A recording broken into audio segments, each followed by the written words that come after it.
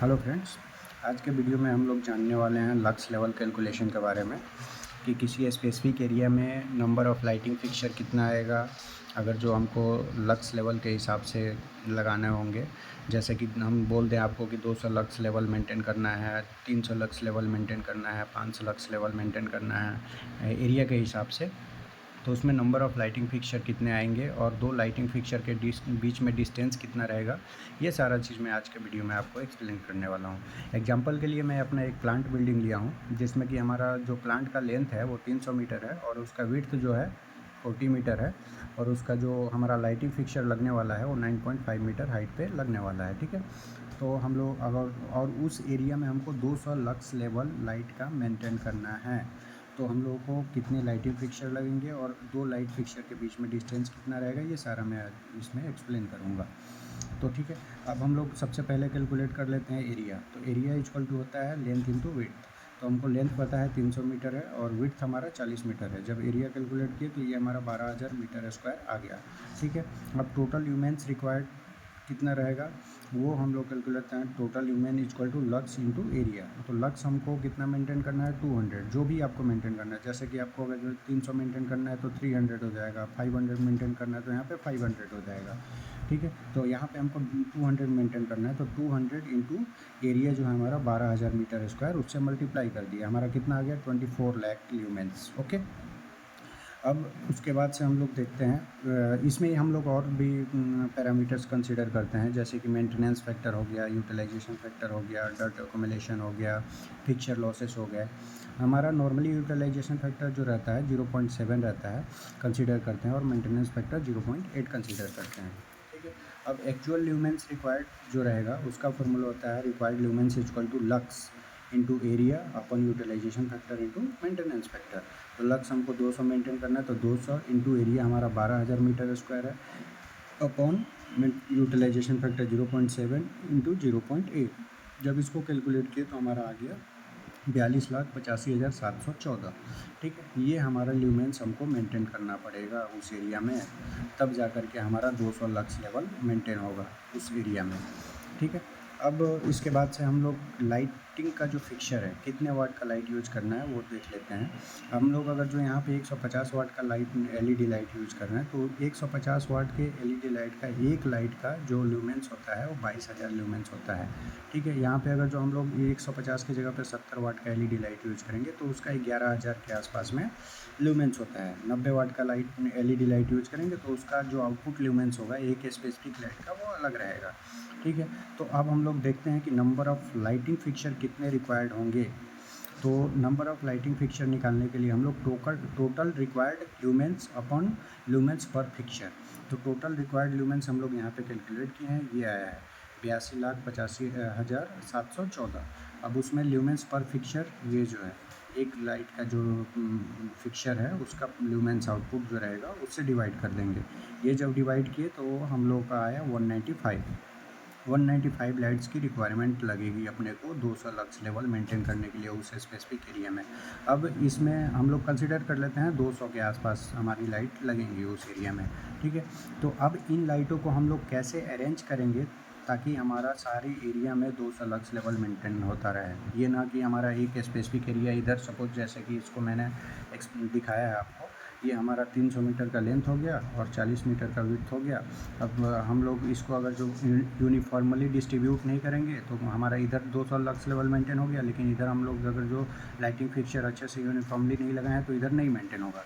तो इसको आपस में कैसे डिस्ट्रीब्यूट करना है, तो हमारा ये जो रहेगा ये हमारा रो के अक्रॉस जो विड्थ आएगा वो 8 रो आएंगी और लाइट पर रो जो रहेगा 25 लाइटें लगेंगी एक रो में। ठीक है, तो जैसा कि देख सकते हैं ये हमारा विड्थ के क्रॉसिंग 8 लाइटें लगेंगी। ठीक है, ऐसे 8 लाइटें हो जाएंगी और ऐसे जो लाइटें लगेंगी ये हमारी 25 लाइटें लगेंगी। ठीक है, अब इन दोनों के लाइटों के बीच में जो इधर इन दोनों लाइटों के बीच में हमारी 8 लाइटें हैं, ये 40 मीटर डिस्टेंस है, मतलब 40 डिवाइडेड बाई 8 मीन्स 5 मीटर। इधर का जो डिस्टेंस दो लाइटों के फिक्सचर के बीच में जो डिस्टेंस रहेगा वो 5 मीटर का रहेगा और इधर जो है 200 लाइट है, 25 लाइट है। ठीक है, और हमारा डिस्टेंस कितना है 200 मीटर है, 300 मीटर है।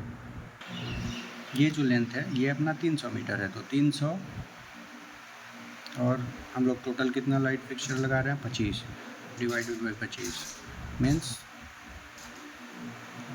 12 मीटर के आसपास में हम लोगों को इन दो लाइटों के बीच में जो डिस्टेंस हम लोगों को रखना है वो 12 मीटर के आसपास में रखना है।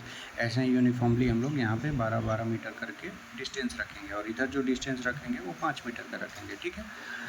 उसके बाद से इसमें हमारा ये लाइटिंग का अलग अलग सर्किट कनेक्ट हो जाएगा। 1 नंबर सर्किट हो जाएगा, 2 नंबर हो जाएगा, 3 नंबर हो जाएगा। ऐसे हम लोग क्योंकि सारे लाइटों को एक सर्किट में हम कनेक्ट नहीं कर सकते हैं, इसलिए हम लोग एक एक सर्किट बना देंगे। यहाँ से एक सर्किट हो जाएगा, ये दूसरा हो जाएगा, तीसरा हो जाएगा, चौथा हो जाएगा।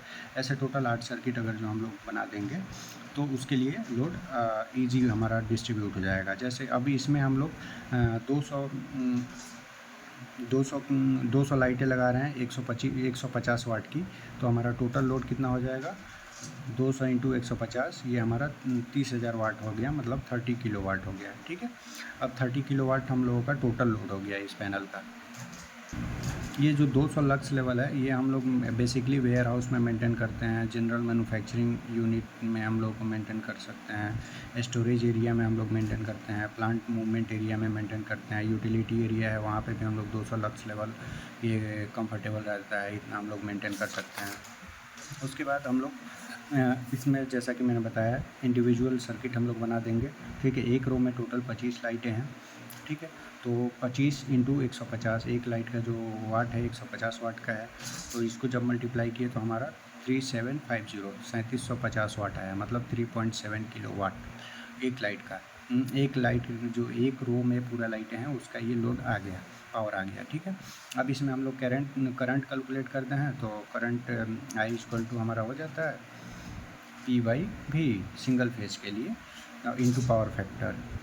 तो जब ये देखेंगे तो हमारा ये पावर आया 3.7 किलोवाट। 3.7 किलोवाट के हम लोग 220 इंटू पावर फैक्टर 0.8 हम लोग कंसीडर कर लेते हैं। तो जब इसको डिवाइड किए तो 21 एम्पियर आ गया, ठीक है। तो हमारा एक जो सर्किट रहेगा उस पर कितना एम्पियर का लोड है 21 एम्पियर का लोड है, ठीक है। तो यहाँ पे हम लोग जो लाइट टू लाइट हम लोग जो लूपिंग यूज करेंगे ना, ये हम लोग 3 कोर 2.5 स्क्वायर mm का केबल हम लोग यहाँ पे फ्लेक्सिबल केबल यूज कर सकते हैं। लेकिन जो मेन सर्किट है हम लोग यहाँ पे डालेंगे ना, मेन जो सर्किट वो हम लोग यहाँ पे 3 कोर 4 स्क्वायर mm का डालेंगे, क्योंकि हमारा जो लोड है वो 21 एम्पियर के आसपास में आ रहा है, ठीक है। और इसका जो MCB रहेगा, जो हमारा LDV में MCB लगेगा वो 32 एम्पियर का MCB हम लोग लगाएंगे, ठीक है। उसके बाद से अब हमारा जो मेन LDV का जो लोड है और टोटल लोड पूरे लाइटिंग सर्किट का वो है 30 किलोवाट। तो इसका करंट जब कैलकुलेट करेंगे तो 30,000 watt upon √3 into V into power factor. 3 phase हम लोग यहाँ पे कंसीडर कर रहे हैं, तो हमारा आ रहा है 52 एम्पियर। मीन्स हम लोग को यहाँ पे 63 एम्पियर का MCC भी यूज कर सकते हैं यहाँ पे मेन LDV पैनल में, ठीक है। और इसका जो केबल हम लोग डालेंगे मेन LDV पैनल का, वो हमारा 3.5 कोर 16 स्क्वायर mm का एल्यूमिनियम केबल हम लोग डाल देंगे, ठीक है। और यहाँ पे जो केबल ट्रे यूज़ कर रहे हैं GI के केबल ट्रे यूज़ कर रहे हैं 100 इंटू 50 mm का, ठीक है। और लाइटिंग फिक्सचर जो है वो ट्रे के साथ ही हैंग हो जाएगी एक क्लिट के माध्यम से, ठीक है। तो ये अपना टोटल एक्सप्लेनेशन रहा लाइटिंग लक्स लेवल कैलकुलेट करने का, और कितने लाइट लगेंगी एक स्पेसिफिक एरिया में, ठीक है, ताकि हम लोग जो भी लक्स लेवल चाहते हैं वो लक्स लेवल हमको मिल जाए। और कैसे यूनिफॉर्मली हम लोग उस 2 लाइट फिक्सचर के बीच में क्या डिस्टेंस रहेगी वो सारा हमने बताया आपको, और कहाँ कहाँ लगाना है। और साथ में मैंने ये भी बताया कि इसमें हम लोग कितने एम्पियर का MCB लगाएंगे, केबल कितने का कोर का और कितने स्क्वायर mm का केबल डालेंगे, ये सारा मैंने आपको एक्सप्लेन किया। Thank you so much.